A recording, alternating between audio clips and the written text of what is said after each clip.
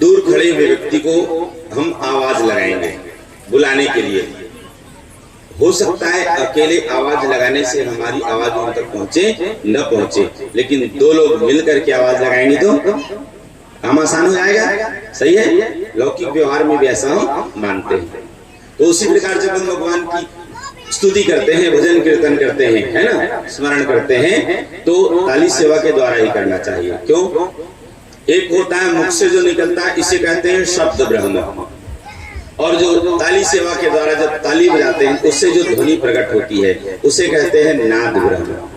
शब्द ब्रह्म और नाद ब्रह्म, ये दोनों एक साथ प्रकट होते हैं, और दो मिलकर के जब उनको पुकारेंगे तो निश्चित रूप से हमारी आवाज उन तक जल्दी पहुंचेगी। शास्त्री। अब उसके बाद फिर वैज्ञानिक दृष्टि से विज्ञान ये कहता है कि हमारे हाथों में एक्यूप्रेशर्स के सब पॉइंट्स होते हैं, जब हम ताली बजाते हैं वो सब प्रभावित होते हैं, प्रेशर उनमें बढ़ता है, परिणाम स्वरूप आपके स्वास्थ्य अच्छे रहते हैं। इसलिए जरूर ताली सेवा करनी। आवाज तो ऐसा मौका ही नहीं लगता तो कहां से ताली बजाएंगे। सही है, पहले भजन कीर्तन में जाते थे, सत्संग में जाते थे, आप सबको याद होगा गांव में रामधुनी होते थे, अखंड संकीर्तन होते थे, 2-2 3-3 दिनों के। सही है, सबका बराबर योगदान होता था, जिनसे जो समय हो जाता, कोई आधे घंटे, 1 घंटे, 2 घंटे, 4 घंटे, सब बराबर योगदान देते थे। और कहीं न कहीं यही कारण होता था कि सब जुड़े हुए होते थे। आवाज तो ऐसा है कि पड़ोसी को पड़ोसी से मतलब नहीं। ये बात अलग है, गांव में अभी भी कुछ हद तक ठीक है, इसीलिए तो कहते हैं ना, गांव के चिन्हार तो शहर के मितान। सही है, गांव में अभी भी कुछ हद तक ठीक है, लेकिन और भी उसे अच्छा बनाया जा सकता है। अब यहाँ पे चर्चा हो रही है सदाचार और शौचाचार। जीवन में याद रहे कि आचार हीनम न पुनन्ति वेदा, ये सबसे महत्वपूर्ण है। ये सबसे आचार हीनम न पुनन्ति वेदा, यदि आचरण अच्छे न हो तो वेद भी उन्हें पवित्र नहीं कर सकते। इसलिए आचरण अच्छे होने चाहिए। चरण उनके ही पूजे जाते हैं जिनके आचरण अच्छे हो। ज्ञानी होना अलग चीज है, धनी होना अलग चीज है, बली होना अलग चीज है, गुणी होना अलग चीज है, लेकिन सदाचारी होना अलग चीज। सदाचार सबसे ऊपर है, आपको बता दो। आप में अन्य गुण नहीं भी हैं, आप स्वरूपवान नहीं है, आप गुणी नहीं है, आप धनी नहीं है, आप बली नहीं है, लेकिन आचरण से यदि आप अच्छे हैं तो आपका काम रुकेगा। ये सत्य है, कहीं भी आप जाएंगे, कहीं भी कहते ना, समय में पैसा भी काम नहीं आता, लेकिन व्यवहार काम, ये सत्य है। तो इसलिए इन चीजों को सुने, और ऐसे ही कुछ पवित्रता की दृष्टि से कहें, शौचाचार की दृष्टि से यहाँ पे सुंदर निवेदन है, आप सब लोग ध्यान से सुने। अपने कल्याण चाहने वाले व्यक्ति को क्या करना चाहिए? प्रतिदिन ब्रह्म मुहूर्त में उठकर, प्रतिदिन ब्रह्म मुहूर्त मतलब रात्रि का चतुर्थ प्रहर, सुबह मतलब उधर सुबह का समय 3 बजे के बाद, जितनी जल्दी नींद खुल जाए फिर पुनः सोना नहीं चाहिए। हाँ, यदि जैसे किसी कार्यवश मीन्स देव कार्यवश समय आगे पीछे हो जाए तो कोई दिक्कत नहीं है। जैसे अब नवरात्रि चल रही है, आप रात्रि माता की सेवा में लगे हुए हैं, अब विलंब हुआ, सुबह उठने में कुछ देर हो जाए तो कोई दिक्कत, ऐसी परिस्थिति में छूट है, लेकिन उसके सिवा फिर कभी भी सूर्योदय वेला में सोना नहीं चाहिए। तो इन चीजों को ध्यान दें, और उठ करके फिर क्या करना है कि सुंदर अपने नित्य क्रिया को पूर्ण करें। और जैसे कि आप लोग सुनते हैं कि प्रातः काल उठ के रघुनाथा, माता पिता गुरु नावही माथा, मतलब उस समय के जो मंगल आचरण हो वे करने चाहिए, वे करने चाहिए। उसके बाद फिर क्या करें? अपने सुंदर स्नान आदि से निवृत्त होकर अपने धर्म, अपने वर्ण धर्म के अनुसार हमें भगवान की सेवा पूजा करनी चाहिए। मैंने क्या कहा?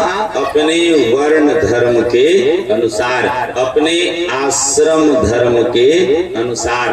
3 धर्म सुन लीजिए, चौथा निज धर्म आता है। तो सबसे पहले मानव धर्म, ये सबके लिए एक समान है, कहीं कोई भेद, कहीं कोई भेद नहीं है, पहली बात। दूसरी बात, अब उसके बाद आता है वर्ण धर्म। वर्ण धर्म मतलब आप अपने प्रारब्ध कर्मानुसार जिस वर्ण धर्म को भी प्राप्त हुए हैं, आप उसे निष्ठा पूर्वक पालन करें। स्वधर्मे निधनम श्रेयः पर धर्मो भयावह। और उसके बाद आता है कि निज धर्म, मतलब आप जिस भूमिका में आप निवास कर रहे हैं, पिता की भूमिका में, पुत्र की भूमिका में, आप उस भूमिका का निष्ठा पूर्वक निर्वहन करें। बस ये ध्यान रखें। और इसके बाद फिर जो है, फिर आगे बढ़े।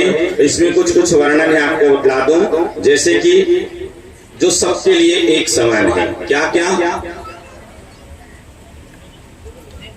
शौचाचार मतलब रहन सहन, इस विषय पर ही चर्चा, इसी को कहते हैं शौचाचार।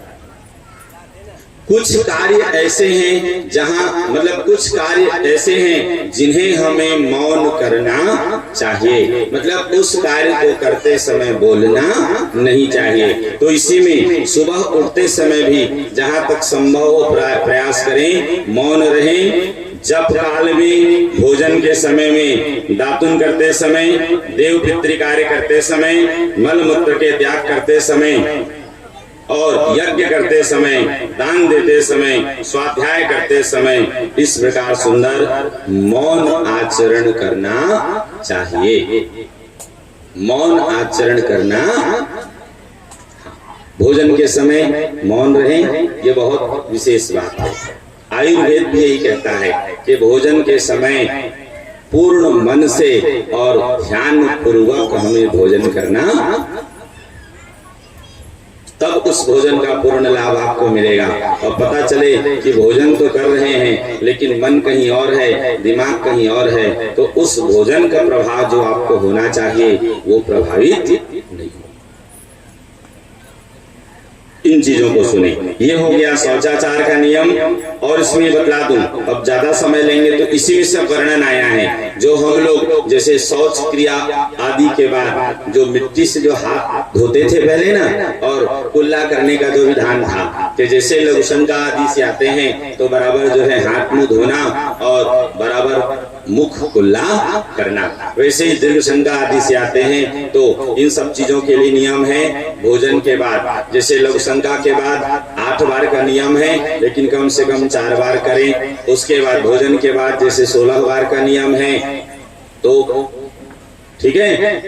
दीर्घ शंका के बाद वैसे ही नियम है, तो इन सब को जरूर ध्यान देना चाहिए। अब हम लोग जो दातुन करते हैं, अब आज वो सब ब्रश हो गया है, सही है। उसमें भी देखिए पहले के लोग जो दातुन करते थे तो दांत बुढ़ापे में भी जो है झड़ते। आज के लोग दुनिया भर के जो है ब्रश पेस्ट कर रहे हैं, परिणाम सबके सामने है कि बहुत जल्दी ही चना नहीं चबा सकते, गन्ना नहीं खा सकते, केवल शोबाजी के लिए दांत लगे हैं, सही है। पहले के बच्चे देखते थे, आज के लोग नहीं चबा सकते। कारण यह है ब्रश कर करके पेस्ट ही जड़ है। आपको बतला दो, यदि दांत को बचाना है तो पेस्ट करना बंद कर दीजिए। अब दातुन करो बोलेंगे तो पेड़ तो सब खा गए, तो दातुन कहाँ से पाएंगे? तो इसलिए पेड़ लगाना शुरू करें। बताया हूं ना, 27 वृक्ष प्रत्येक मनुष्य को लगाने। बार बार कहूंगा, शास्त्रीय दृष्टि भी यही कहता है, वैज्ञानिक दृष्टि भी यही कहता है, एक मनुष्य अपने जीवन काल में औसतन 10 वृक्षों के जीवन काल का ऑक्सीजन ग्रहण करता है। मतलब एक व्यक्ति के पीछे कम से कम 10 वृक्ष होने चाहिए, वे भी ऐसे वृक्ष जो प्रकृति के लिए उचित हो, शोबाजी वाले।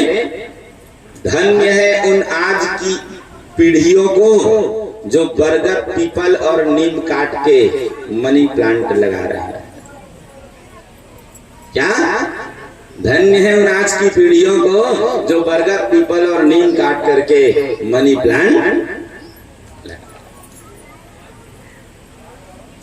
ठीक है, तो इस प्रकार जो है अब इसी क्रम में वर्णन आया है रुद्राक्ष धारण का महात्मा।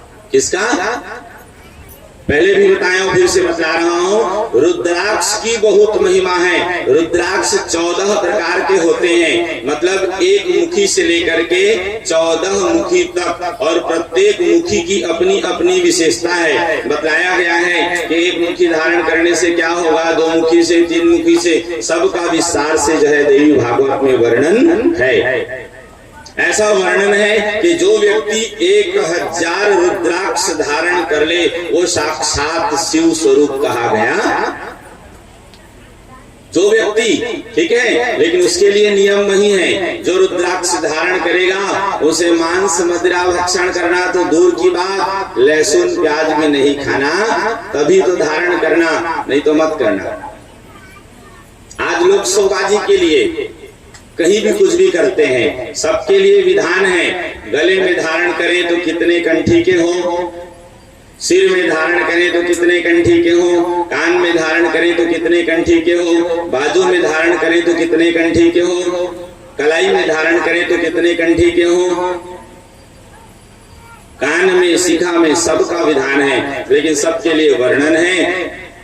जो रुद्राक्ष जिसे हम लोग देसी आंवला कहते हैं ना, देसी आंवले के बराबर हो, वो सबसे उत्तम माना गया है।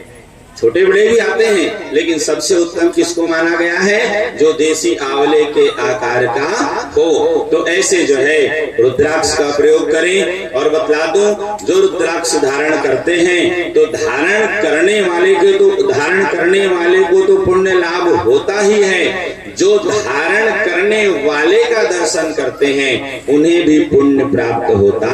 अब इससे ज्यादा और क्या लेंगे इसकी महिमा। लेकिन शर्त यही बार बार कहूंगा, जो तुलसी धारण करते हैं, जो रुद्राक्ष धारण करते हैं, उन्हें लहसुन प्याज तक नहीं खाना, बाकी चीज तो दूर की बात।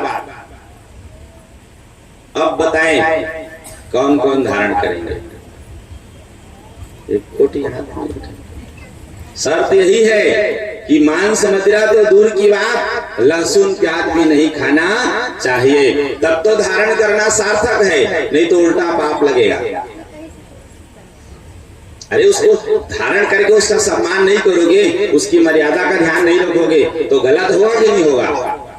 एक कथा आती है, आपको बता दूं। जैसे आप लोग श्रीमद् भागवत में अजामिल नामक ब्राह्मण की कथा सुनते हैं, जीवन भर दुराचार में रत रहे, ऐसे ही देवी भागवत में गुण निधि नामक ब्राह्मण की कथा है।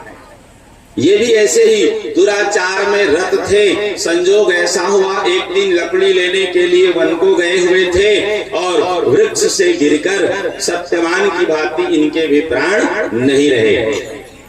अब जीवन भर जो कर्म किए थे उसके फल स्वरूप यमराज के दूत उन्हें लेने आए, जैसे आचरण किए थे। उसी समय शिव के गण वहां समुपस्थित हो गए और उनके जो सूक्ष्म प्राण को ले जाते हुए यमराज के दूतों को रोक दिए। बोले अब ये जो है यमलोक नहीं जाएगा। क्यों?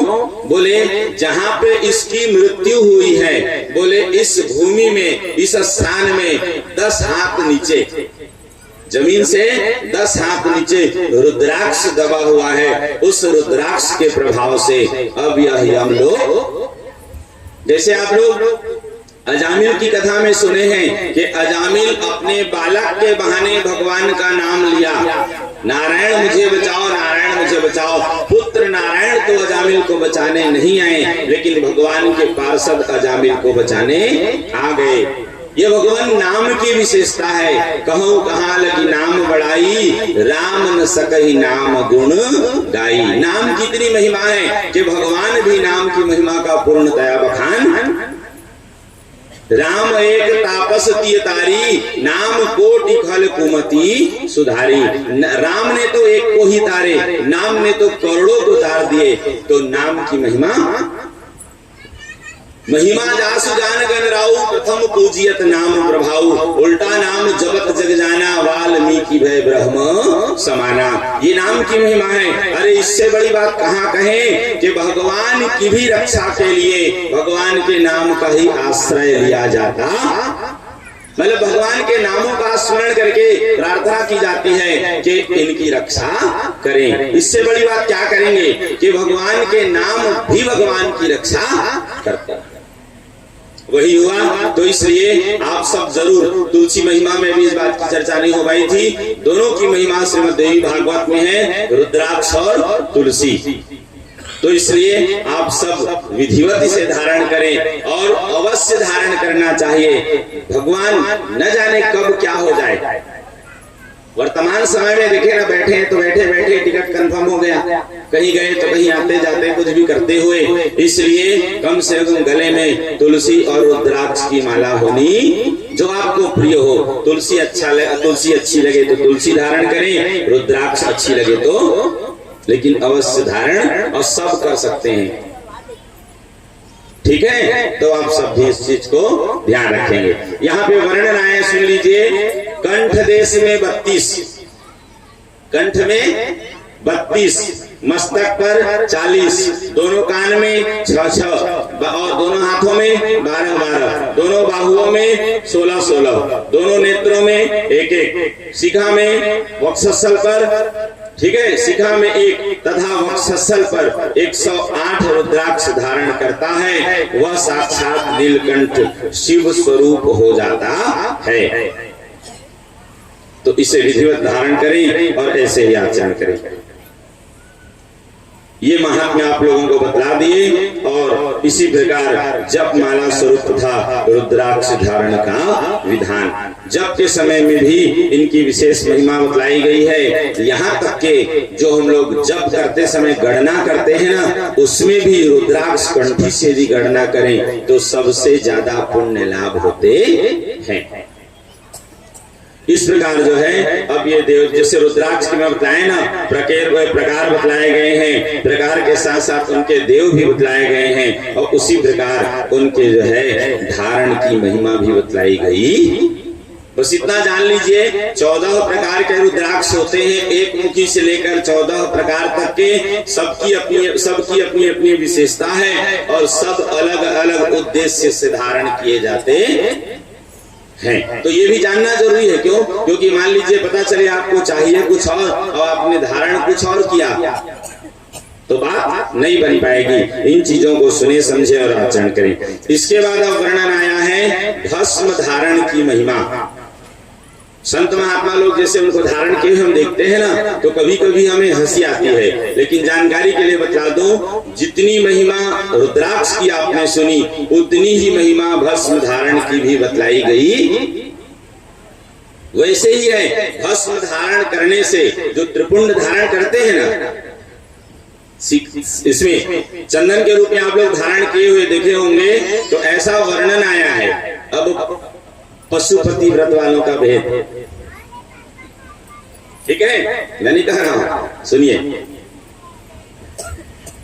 शिव पूजन करते समय बिना भस्म त्रिपुंडेना बिना रुद्राक्ष मालया, बिना भस्म त्रिपुंड के और बिना रुद्राक्ष माला धारण किए शिव की पूजा पूरी नहीं होती। तो जितने लोग व्रत रख रहे हैं, क्या करना चाहिए? धारण करना चाहिए कि नहीं? जो शिव की पूजा करें उन्हें भस्म त्रिपुंड और रुद्राक्ष माला धारण अवश्य करें। और जैसे ये दोनों धारण किए, मतलब फिर मांस मदिरा, फाइनली मैं इसी बात पे आऊंगा कि मांस मदिरा भक्षण करना सर्वथा गलत है, नहीं करना चाहिए। बार बार बोलूंगा, मनुष्य योनि है, पशु नहीं है। वो पशुओं का स्वभाव है, मनुष्यों का स्वभाव नहीं है। इसलिए देवी भागवत की आज पूर्णता है। आप सब भी मन संकल्पित हो जाएं, मन से संकल्प करें कि आज के बाद से हम मांस मदिरा का सेवन नहीं करेंगे। सही है? तो ये भस्म धारण की भी वही महिमा है जैसे रुद्राक्ष। चंदन के रूप में धारण करें। वैसे ही जैसे चंदन के भी हम अलग अलग प्रकार सुनते हैं कि जो द्वादश तिलक आदि, मतलब जैसे मस्तक में लगाए, कंठ में लगाए, बाहुदेश में लगाए, वक्षस्थल में लगाए, इधर है ना उधर देश आदि में, तो इसका भी अलग अलग विधान है। और उसके साथ साथ रुद्राक्ष धारण के लिए भी व्रत भी स्वीकार करते हैं कि जैसे हम इतने दिनों के लिए भस्म धारण करेंगे और इस विधि से धारण सबके लिए महिमा है। और जो यदि पूरे शरीर में भस्म धारण करता है तो रुद्राक्ष की महिमा की भांति उन्हें भी शिव स्वरूप माना गया। जो देखते हैं ना कुछ संत महात्मा नागा साधु अगर आते हैं वो पूरे भस्म धारण किए रहते हैं, तो इसमें भी वही बात है कि जो भस्म धारण करें उन्हें तो जो है लाभ मिलता ही है, पुण्य मिलता ही है। जो ऐसे धारण किए हुए का दर्शन भी करते हैं तो उन्हें भी वैसे ही पुण्य लाभ होता है। लेकिन हाँ, इसमें सबके लिए विधि अलग अलग है। इन चीजों को सुने, ब्राह्मण, क्षत्रिय, वैश्य और दास सबके लिए विधि में थोड़ा थोड़ा जो है परिवर्तन है। तो पहले इस विधि को सुने, मतलब किसी योग्य व्यक्ति के द्वारा जानकारी प्राप्त करें और उसके बाद ही आचरण करना। स्वेच्छाचारी न बने कि जैसे मन हो वैसे करें। अब चर्चा हो रही तो बतला रहे हैं भस्म के प्रकार। भस्म के कौन से भस्म? हम क्या करते हैं, कोई भी भस्म को प्रयोग कर लेते हैं और कुछ नहीं, अगरबत्ती जलाए रहते हैं उसी को भस्म मान लेते हैं। ऐसा नहीं है। कचरा जलाए हो, राख हो गया तो वो थोड़ी भस्म हो जाएगा। भस्म का मतलब राख नहीं होता। उत्तम क्या है सुनिए, सबसे उत्तम वह है कि जब गौ माता गोबर कर रही हो, ध्यान से सुनिए, गौ माता गोबर कर रही हो, उनके शरीर से अलग न हुआ हो, उसी समय उसको किसी पात्र में ले लिया जाए और उसको सुंदर साफ सुथरे जगह में सुखाया जाए। स्वच्छ रूप से सुखाने के बाद उसको फिर पवित्र अग्नि में फिर जला करके जो भस्म बनता है वो सबसे उत्तम कहा गया। दूसरा वह जो गौ माता के शरीर से अलग हो जाए लेकिन जमीन में गिरने न पाए, उसको ले लिया जाए, तो यह दूसरा है। और तीसरा वह जो जमीन में गिर गया, जमीन में गिरने के बाद नियमतः वह अपवित्र माना जाता है। नियमतः वह कैसे? अब जहाँ पे गिरा वहां पे कुछ कचरा है, कुछ जीव जंतु है, केस आदि है, कुछ भी वहां होते हैं, वो उसमें सब लिपट जाते हैं। अब उसको आप प्रयोग करेंगे पूजा में तो वह अच्छा। लेकिन चलो अंधे मामा से, काने मामा से, गांव की भाषा में कहते हैं ना बिनिया छेना, हाथ के बनाए हुए कंडे से जो अपने आप बने हुए होते हैं वे भी उत्तम। अंधे मामा से अब तो गई नहीं है महाराज, तो काहे मिलिए? वही बात, न लिपे के सब समझदार हैं, जानते हैं, बस मानते हैं।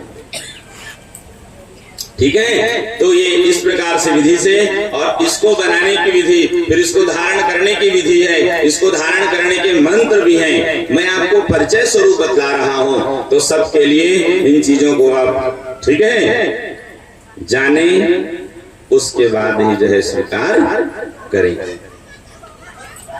ये दोनों जो है मतलब श्रीमद् देवी भागवत में भस्म स्नान मैं बता दिया ना, जो पूरे शरीर में भस्म धारण करते हैं वे शिव स्वरूप माने गए हैं और उनके दर्शन से फिर ऐसे ही सदगति की प्राप्ति होती है। मतलब धारण करने वाले को तो जो है मिलता ही है और साथ में जो देखने वाले हैं उन्हें भी पुण्य मिलता है।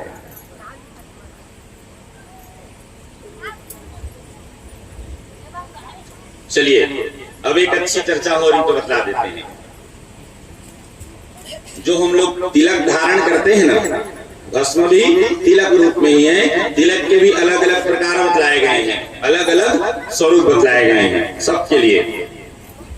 यहाँ पे वर्णन आया है जो हम हाथों से तिलक लगाते हैं ना, चर्चा हो रही तो बतलाना जरूरी है, अभी नहीं सीखेंगे तो कहाँ सीखेंगे। भगवान से कभी कुछ नहीं मांगना चाहिए, ये पूरी कथा में सुने हैं।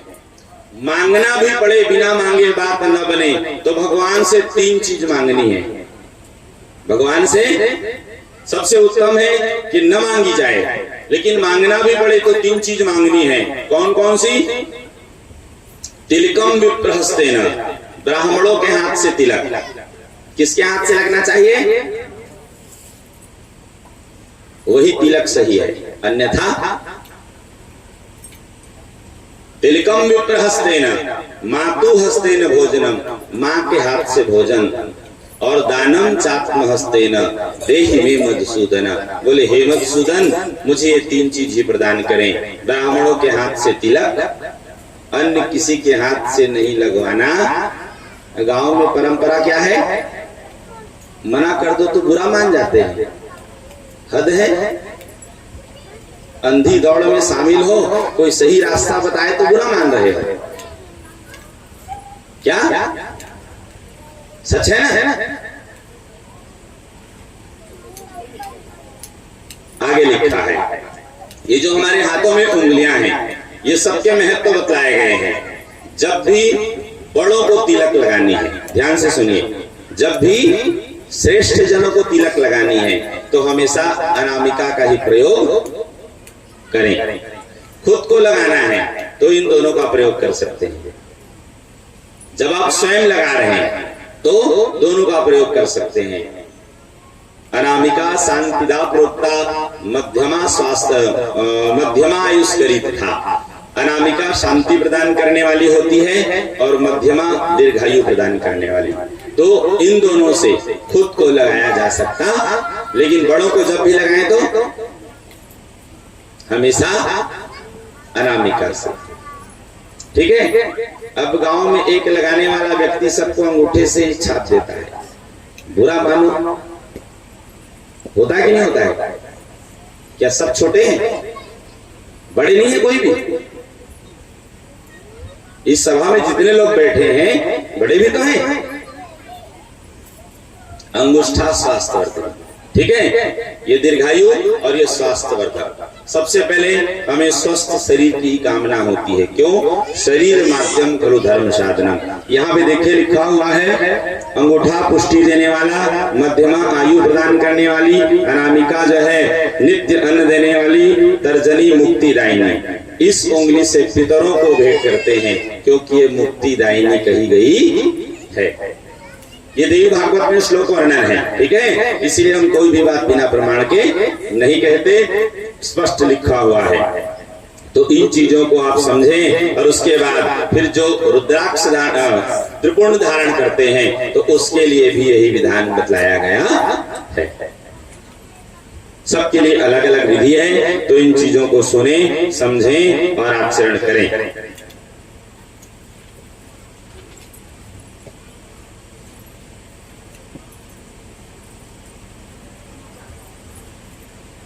कुछ कुछ अच्छी बातें मिलती है तो हम अपने लिए ले लेते हैं। सीखना है, सही है। चलिए ये बातें हो गई। इसके बाद अब आया है संध्या उपासना, उसका महात्म्य है। संध्या उपासना द्विजातियों के लिए है, सबके लिए वर्जित है। द्विजातियों को ही संध्या करनी चाहिए। इसकी बात फिर जो है गायत्री देवी की महिमा है। गायत्री देवी की विशेषता आपको बतला दूं। जैसे कि आप लोग जानते हैं 24 स्वर्ण होते हैं माता गायत्री की जो है मंत्र में। न गायत्र्या परो मंत्र न मातु परम दैवतम। याद रहे, गायत्री मंत्र के समान कोई दूसरा मंत्र नहीं। गायत्री मंत्र के समान कोई दूसरा मंत्र नहीं। नान्नो तक समम दानम न तिथिर द्वादशी समा न गायत्र्या परो मंत्र न मातु परम दैवतम। चर्चा हो रही तो बतलाना जरूरी है समाज में। माताओं को गायत्री मंत्र नहीं पढ़ना चाहिए। माताओं को। और दूसरी बात, कभी भी गायत्री मंत्र को बोल करके नहीं पढ़ना आज तो लोग बंठाधार कर दिए हैं, ऐसी दुर्गति कर रहे हैं कि लाउड स्पीकर में पढ़ रहे हैं, कोई रिंगटोन में बजा रहा है, कोई कॉल बेल में बजा रहा है। मतलब कुछ भी याद रहे, शास्त्र का यदि उल्लंघन करेंगे, शास्त्र की मर्यादा को नहीं मानेंगे तो कभी कल्याण नहीं हो सकता। अब माताएं क्या करें?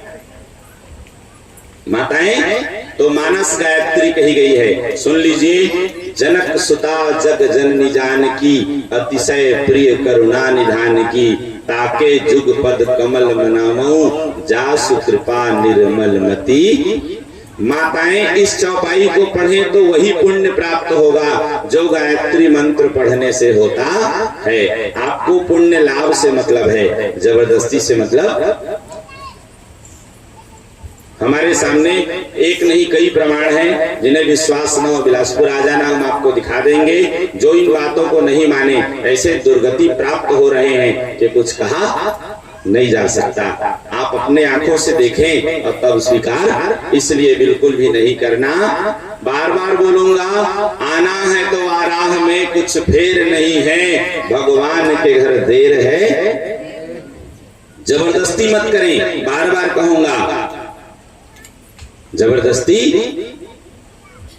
तो ही मन कही था ना, वो उगे थे ना सुखोई बार, कुछ कुछ याद रखे पड़ते ना, तब बताए पड़ते ताकि लोगन अपन भाषा में समझे। तो कैथा बस तो मानता कहा। बार बार बोलूंगा, आना है तो आ राह में, कुछ फेर नहीं है, भगवान के घर देर है। कहने की जरूरत नहीं, आना ही बहुत है, इस दर पे तेरा शीश झुकाना ही बहुत है। जो कुछ है तेरे दिल में वो सब उसको खबर है, बंदे तेरे हर हाल पे मालिक की नजर। जब हम अच्छे काम करते हैं सीने ठोक के कहते हैं कि वो हमें देख रहे हैं, तो ये क्यों भूल जाते हो जब गलत कर रहे हो तो भी वो, तब तो आंख नहीं मुने ना। इसलिए इंसान से मत डरो, भगवान से डरना। तो आज उल्टा हो गया है, लोग इंसान से डरते हैं और भगवान की बारी आती है तो कहते हैं कि देख लेंगे। अरे क्या देख लोगे? जिस दिन उसने देख लिया तुम देखने लायक नहीं रहोगे। उसकी लाठी में आवाज नहीं होती, लेकिन पड़ती है जितनी जोर की पड़ती है, फिर आदमी उठता नहीं, उठ जाता है। सही है? सब बातें याद रखनी पड़ती है ना, क्योंकि सब प्रकार के पब्लिक होते हैं तो सब हिसाब से बताना पड़ता है, जिन्हें जो भाषा। अब मैं संस्कृत झाड़ूंगा, किसी को पल्ले ही नहीं पड़ेगा तो बोल लेंगे इसको कुछ नहीं आता, इसलिए नीचे आना। अब अक्सर मैं गांव तरफ जाता हूँ, ग्रामीण इलाके में, तो मेरे साथ यही शिकायत होती है कि महाराज आपकी आधी बातें लोगों को समझ में, तो कहां तक नीचे जाऊं? प्रयास करता हूं जहां तक जा सकूं, लेकिन कोई दिक्कत नहीं। ठीक है, इसी बीच में जो है सुंदर एक कथा आई है। एक बार जो है एक पक्षी, काशी में स्थित अन्नपूर्णा मैया का मंदिर, अन्न के बहाने वो भटकते हुए वहां पे अन्नपूर्णा मैया के मंदिर को पहुंचे हैं और वहां से उनको कुछ दाने मिले। इसी बहाने वो दाने के लोभ में अनायास उस मंदिर की परिक्रमा कर लिए, परिणामवश उन्हें सद्गति की प्राप्ति। यहाँ पे महिमा बताई गई है कि अनजाने में उनसे जब ऐसे जो है परिक्रमा हुई और उन्हें सद्गति की प्राप्ति हुई, तो जो मनुष्य श्रद्धा भक्ति के साथ यदि भगवान की पूजा करें, माता जी की पूजा करें, तो उन्हें जो है सद्गति प्राप्त न हो, ऐसा हो ही नहीं सकता। अब आगे जो है चर्चा आ रही है बलि वैश्वदेव और प्राणाग्निहोत्र की। आप सब लोग सुनते हैं, जिसे हम लोग कहते हैं ना कि भोजन बनने के बाद बलि वैश्वदेव 5 बलि भेंट करना। अब आप लोग चर्चा हो रही तो फिर बतला दूं, वो जो हवन के बाद कहते हैं ना कि 5 आहुति डाल दो, किसी से पूछा जाए कि 5 आहुति क्यों, किसके लिए, तो किसी को ज्ञात नहीं। लोग कहते जरूर है, करते जरूर है, देखा ताकि सुन करके, देखा ताकि 5 आहुति डाल दो। किसी से पूछो क्यों 5 आहुति, किनके लिए 5 आहुति, कोई जवाब? वास्तविक में जो 5 आहुति यज्ञ की नहीं, यही 5 आहुति हैं। मतलब जो हम लोग पंच बलि देते हैं ना, और इसके साथ साथ वो पंच बलि का भाव ये होता है कि हमारे शरीर में जो पंच प्राण स्थित हैं, हमारे शरीर में हम लोग एक ही प्राण को जानते हैं, लेकिन संत सही ये है कि 5 रूप में निवास। हृदय प्राणों, हृदय में प्राण वायु, हृदय में गुदे अपान वायु, गुदादेश में अपान वायु, समानो नाभिमंडले, नाभि मंडल में समान वायु, उदानः कंठ देशस्थो, कंठ देश में उदान वायु, व्यानः सर्व शरीरगम, और समस्त शरीर में व्यान वायु का वास होता है। इनमें यदि कोई भी अपने स्थान से विचलित हुए तो वही रोग के रूप में प्रकट होते हैं। तो इसलिए ये जो हम 5 आहुति की जो चर्चा होती है तो उन्हीं पंच प्राणों के लिए है कि उन्हें हम भेंट करें तो वे हम पर प्रसन्न रहें और जिससे हमारा जीवन सही बना रहे, ये भाव होना चाहिए। यहीं पे चर्चा हो रही है। जो पंच महायज्ञ बोले ना, देव यज्ञ, ब्रह्म यज्ञ, भूत यज्ञ, पितृ यज्ञ और मनुष्य यज्ञ, ठीक है। देव यज्ञ मतलब समझ गए पूजा पाठ, ब्रह्म मतलब ये सदग्रंथों का अध्ययन, भूत यज्ञ मतलब समस्त जीवों के प्रति, पितृ यज्ञ मतलब श्राद्ध तर्पण, मनुष्य यज्ञ मतलब अतिथि सेवा। ये 5 महायज्ञ हैं। इसके बाद फिर यहीं पे चर्चा है, न पाणिना न शूर्पेण न च मेध्याजिनादिभिः मुखेनोपधमेत अग्निं मुखादेव विजायते। होम की अग्नि को मुंह से फूकना चाहिए। क्या करना है? गांव में बोल तो एक पैर में खड़े हो जाते हैं। महाराज कैसे कहा था? क्या ये प्रमाण है? सुन लीजिए, मुखेनोपधमेत अग्निं मुखादेव अजायत। याद रहे, नियमों को हम जानते नहीं और उसके बाद फिर हम बात करते हैं। हम किसी की आलोचना नहीं करेंगे, कोई गलत नहीं है, सब अपने जानकारी के अनुसार व्यवहार करते आए हैं। हम किसी को गलत नहीं कहेंगे, ठीक है, कोई गलत नहीं है, अपने जगह सब सही है। लेकिन यहाँ पे देख लीजिए, लिखा है न चुल्याम न्यायसे पात्रे न भूमौ न च खरपरे वैश्वदेवं भवेत कुंडे वा संडेले वा। हाथ से, सूप से अथवा पवित्र मृग चर्म आदि से धोक कर अग्नि को प्रज्वलित नहीं करना चाहिए, अपितु मुख से फूंक कर अग्नि को प्रज्वलित करना चाहिए, क्योंकि अग्नि का प्राकट्य मुख से हुआ है, ठीक है। कपड़े से हवा करने पर शरीर में रोगोत्पत्ति होती। बच्चों का थोड़ा ध्यान रखें, हल्ला ज्यादा हो रही है। कपड़े से धोकने पर शरीर में रोगोत्पत्ति होती है। सूप से हवा करने पर धन नाश होता है, ठीक है। हाथ से हवा करने पर मृत्यु की प्राप्ति होती है और मुख से फूंक कर आग प्रज्वलित करने पर कार्य की सिद्धि होती। अब जब तक हम नहीं जानते थे, हम भी वैसे ही मानते थे, लेकिन जब पढ़े लिखे जाने तो कैसे आंख मूंद के, फिर कहावत आंखी में देख के माछी नहीं ले सकी, सही है। तो इन चीजों को सुने, समझे और आचरण करें। यही पे वर्णन है, देख लीजिए। गृहस्थ के घर में चूल्हा, चाकी, झाड़ू, ओखली, जल का घड़ा, इन 5 वस्तुओं से होने वाली पाप की शांति के लिए यज्ञ आवश्यक है। चूल्हा, लौह पात्र, पृथ्वी, मिट्टी के बर्तन, कुंड अथवा वेदी पर बलि वैश्वदेव, ठीक है। इन चीजों को ध्यान दें और इसी प्रकार ही आचरण करें।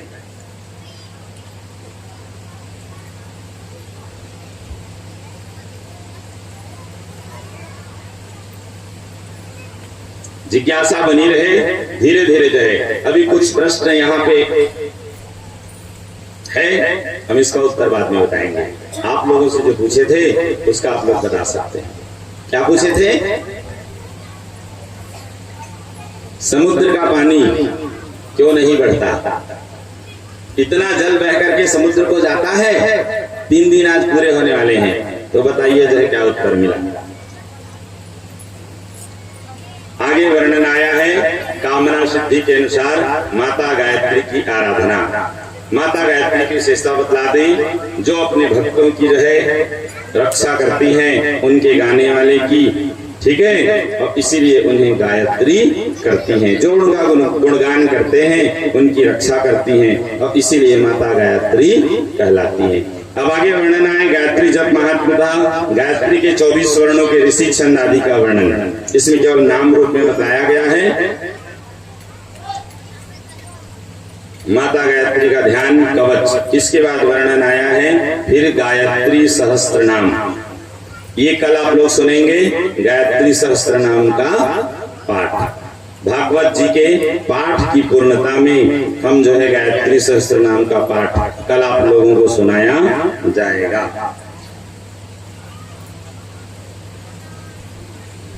इसके बाद अब कथा विश्राम का समय आ रहा है। बोले जगतजननी जगदम्बा मैया की जय। कथा की पूर्णता में जो है अब बस आखिरी में मणिद्वीप का वर्णन है, इसके विषय में थोड़े आप लोग सुन लीजिए, उसके बाद फिर जो है कथा विश्राम करेंगे। ब्रह्मलोका दुर्भागे सर्वलोको श्रियश्रुतः मणिद्वीप सएवासी यत्र देवी विराजते। ये मणिद्वीप कौन सा स्थान है जहां माता जी निवास करती हैं? ये कहाँ है? ब्रह्मलोक से ऊपर के भाग में जो सर्वलोक सुना गया है वही मणिद्वीप है जहां भगवती विराजमान रहती हैं। ब्रह्मलोक से भी ऊपर, चूंकि यह सभी लोकों से श्रेष्ठ है। मणिद्वीप कैसी है? सभी लोकों से श्रेष्ठ है, इसीलिए इसे सर्वलोक कहा गया है। पूर्व काल में मूल प्रकृति स्वरूपिणी पराम्बा भगवती ने सबसे प्रारंभ में अपने निवास हेतु स्वेच्छा से इसका निर्माण किया था। यह लोक कैलाश, वैकुंठ और गोलोक से भी महान तथा उत्तम है। समस्त लोकों में से श्रेष्ठ होने के कारण यह सर्वलोक कहा गया है। तीनों लोकों में उसके समान सुंदर स्थान कहीं नहीं है।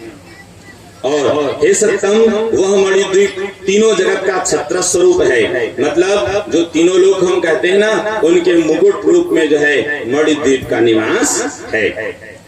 उस मणिद्वीप के चारों ओर अनेक योजन विस्तार वाला परिमाण में उतना ही गहरा अमृत का सागर विद्यमान है, जो पवन के आघात से उठी हुई सैकड़ों तरंगों से परिपूर्ण और रत्नमयी स्वच्छ बालुका से युक्त, मत्स्य और शंखों से संपन्न, सब प्रकार से वहां सुशोभित है। मतलब ये कहें कि आप लोग जितनी श्रेष्ठता सुंदरता के विषय में सुनते हैं वो सब के सब मणिद्वीप में विराजमान हैं। वहां हर समय कहें तो सब प्रकार से, जैसे वहां निवास करें तो समस्त स्वर्गीय सुख जैसे आप लोग सुनते हैं शास्त्रों में, उन सब की वहां प्राप्ति यथा संभव होती है। जिसकी जैसी कामना वैसे वहां उससे प्राप्त होती है। मणिद्वीप के रत्न में 9 प्रकारों का वर्णन। यहाँ पे 9 प्रकार मतलब कोटि वाला प्रकार नहीं, वहां के 9 स्थान, 9 जो है सुंदरताओं की विशेषता और इसका सुंदर यहाँ पे वर्णन है। ये कैसे कैसे आप लोग सुने। वहां की संपूर्ण भूमि वैदूर्य मणि युक्त है। वहां अनेक प्रकार के भवन, गलियां, चौराहे तथा महामार्ग हैं। ये सब वैदूर्य मणि से ही निर्मित है। इसके परकोटे की बावलियां, कुएं, तड़ाग, नदियों के तट और बालू, ये सब वैदूर्य मणि से निर्मित हैं। हे नृपश्रेष्ठ, उस प्राकार की 8 दिशाओं में सब और अपने अपने गणों से सदा घिरी रहने वाली ब्राह्मी आदि देवियों का मंडल सुशोभित रहता है। वे प्रत्येक ब्रह्मांड के मातृकाओं की समष्टियां कही गई। ब्राह्मी, माहेश्वरी, कौमारी, वैष्णवी, वाराही, इंद्राणी और चामुंडा, ये 7 मातृकाएं हैं और 8 महालक्ष्मी नाम वाली इस प्रकार के ये 8 मातृकाएं कही गई हैं। जगत का कल्याण करने वाली तथा अपनी अपनी सेनाओं से घिरी हुई मातृकाएं ब्रह्मा, रुद्र आदि देवताओं के समान आकार वाली कही गई हैं। इस प्रकार जो है ये मणिद्वीप का सुंदर विस्तार बतलाया गया है। यह सुरम्य तथा रमणी जो है बहुत ही सब प्रकार से सुंदर हैं और सबसे सुरक्षित हैं।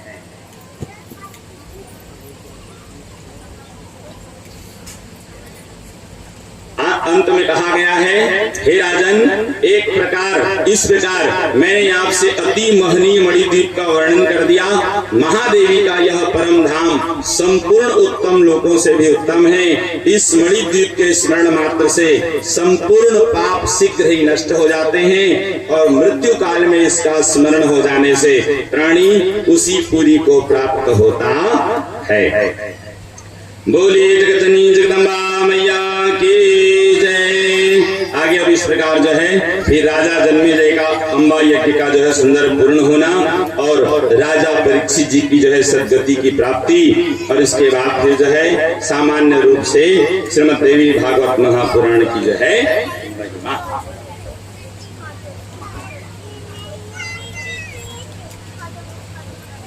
सच्चिदानंद रूपां तां गायत्री प्रतिपादितां नमामि ह्रीं ऐं देवीं धियो यो नः प्रचोदयात्। इस प्रकार जो है सुंदर अब टूटी फूटी वाणी में सही कहें, जितना बन सका सत्संग के माध्यम से आप सब श्रवण किए।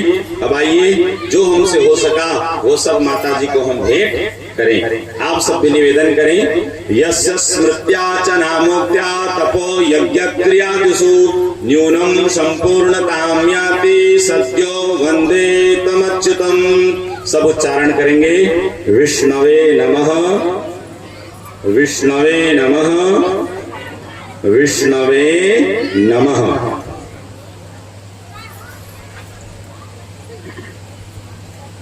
यहाँ श्रीमद् देवी भागवत के आयोजन के रूप में आप सब लोग नमाह यज्ञ के रूप में सुंदर इस श्रीमद् देवी भागवत का कहें संक्षिप्त रूप में श्रवण किए। अंत में बस मैं इतना ही कहना चाहूंगा, बच्चों का ध्यान रखिए।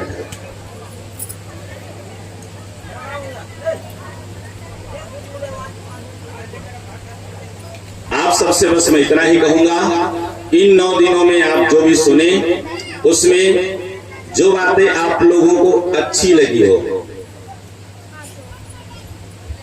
सब बातें सबको अच्छी नहीं लगती, जो बातें आपको अच्छी लगी हो तो अपने लिए उचित जानकर उसे आम का गुदा समझ करके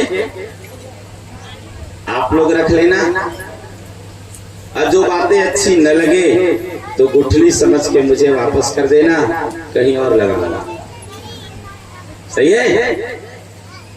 अरे हो सकता है आप लोगों को अच्छी न लगी हो लेकिन औरों को अच्छी लगे, तो इसलिए यहाँ सुनी हुई कही हुई जो भी बातें हैं जो आपको अपने लिए उपयोगी लगी हो, जो जीवन में, वैसे मैं प्रयास किया हूँ कि कोई भी अनुपयोगी बातें हमने नहीं की, फिर भी यदि आपको लगे कि ये बातें निरर्थक थी तो कोई दिक्कत नहीं, आप उसे हमें भेंट कर दें, गुठली समझकर कहीं और आरोपित करेंगे, और जो आपको अपने लिए उपयोगी लगे उसे आप लोग अपने लिए ग्रहण कर लें। अब इसके बाद आइए आप लोग भजन सुने, और जैसे कि लोकाचार है, कथा विश्राम के बाद चढ़ोतरी होती है, तो आप सब सूचना के लिए सबको बताया जा रहा है, किसी को बाध्य नहीं है, केवल एक लोक परंपरा के अनुसार आप सब चाहें तो चढ़ोतरी के रूप में जो है व्यवहार कर सकते हैं, नहीं भी तो आप आरती में सम्मिलित होवें और सुंदर जैसे रोज प्रसाद ग्रहण करके ही अपने गंतव्य को प्रस्थान करते हैं, वैसे ही आप सब भी प्रसाद ग्रहण करने के पश्चात ही फिर अपने अपने गंतव्य को प्रस्थान करें। सबसे पहले मुख्य यजमान घर परिवार के लोग भेंट करेंगे, उन्हें भी स्वतंत्रता है, किसी के लिए कोई बंधन नहीं है, जो आपकी स्वेच्छा, किसी के लिए कोई बंधन नहीं है।